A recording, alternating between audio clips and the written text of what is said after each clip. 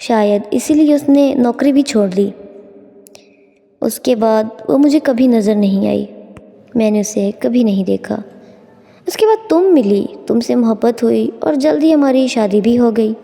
اس دن وہ اچانک میرے سامنے آ گئی اور رونے لگی۔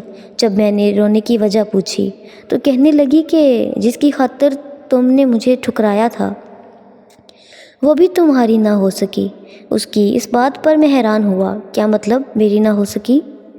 تمہاری اس بات کا مطلب کیا ہے آئمہ؟ میں نے آئمہ سے سوال کیا۔ یہی کہ تمہاری بیوی تمہیں دھوکہ دے رہی ہے۔ ابھی اتنا ہی کہا تھا کہ میں نے غصے سے اسے چپ کرا دیا۔ خبردار، جو ایک لفظ بھی اور نکالا زبان کھینچ لوں گا تمہاری۔ یہ سچ ہے شہریار، میں ثابت کر سکتی ہوں کہ مہوش تمہیں دھوکہ دے رہی ہے۔ آئمہ نے وضاحت پیش کی۔ دیکھو آئمہ، اگر یہ جھوٹ ہوا تو تمہاری خیر نہیں، میں نے آئمہ کو دھمکی بھرے انداز میں کہا۔ میں تمہیں ایک شخص سے ملاتی ہوں، وہ خود تمہیں بتائے گا۔ اس نے جس شخص سے مجھے ملایا اسے پہچاننے میں مجھے زیادہ وقت نہیں لگا۔ وہ مہوش کا چچا زاد کزن وقار تھا۔ تم تو مہوش کے کزن ہو نا؟ میں نے اسے سوال کیا۔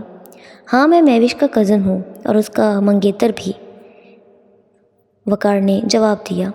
کیا بکواس ہے یہ، میں نے غصے سے کہا۔ میں سچ کہہ رہا ہوں، بچپن سے مہوش اور میں ایک دوسرے سے محبت کرتے تھے۔ اسی کی خاطر میں پردیس گیا۔ جب وہ تم سے ملی تو تمہاری دولت کی خاطر تم سے شادی کر لی، لیکن اب جب مجھ سے ملی تو پرانی محبت جاگ گئی۔ بار بار مجھ سے ملتی ہے، پرانی محبت یاد دلاتی ہے، لیکن میں اب اس سے محبت نہیں کرتا، وقار نے بیان کیا۔ یہ سب سن کر میرا خون کھول گیا۔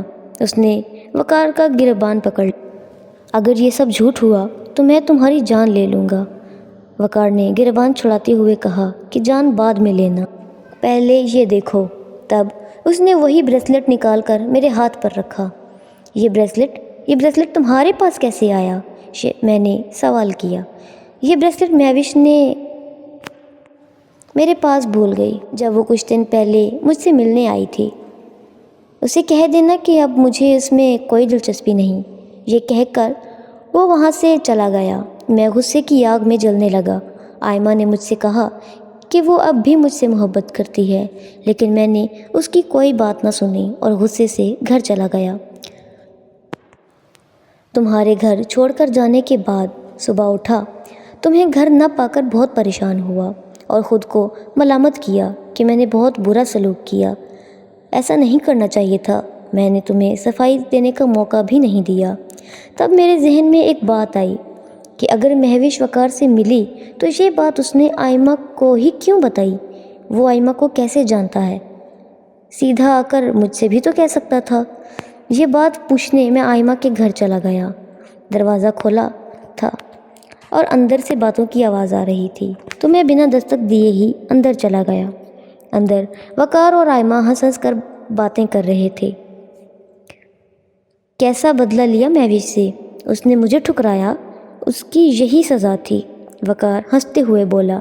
ہاں، تمہارا بدلہ پورا ہو گیا اور تمہارے بدلے کی وجہ سے میرا بھی بدلہ پورا ہو گیا۔ مجھ سے برداشت نہ ہوا، میں ان کے سامنے چلا گیا۔ مجھے دیکھ کر دونوں کے ہوش اڑ گئے۔ میں نے وقار کو گریبان سے پکڑا اور پوچھا، بتاؤ سچ کیا ہے؟ تب وقار نے بتایا کہ میں مہوش سے بہت محبت کرتا تھا۔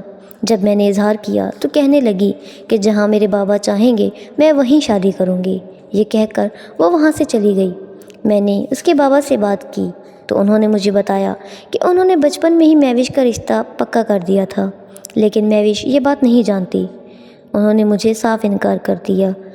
ان کے انکار پر مجھے شدید غصہ آیا۔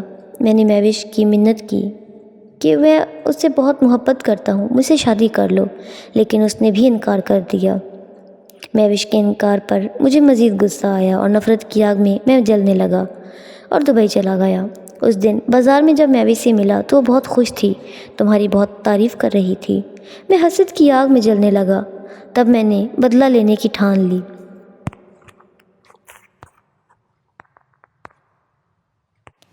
ایک شادی کے فنکشن میں آئمہ سے ملا۔ باتوں باتوں میں ہم دونوں جان گئے کہ ہم دونوں کا مقصد ایک ہی ہے۔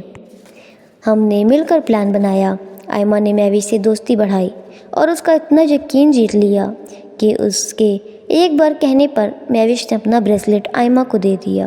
وقار کے منہ سے ساری حقیقت سننے کے بعد مجھے شدید غصہ آیا، جس پر میں نے اسے بہت مارا، اتنا مارا کہ مجھ سے رحم کی بھیک مانگنے لگا۔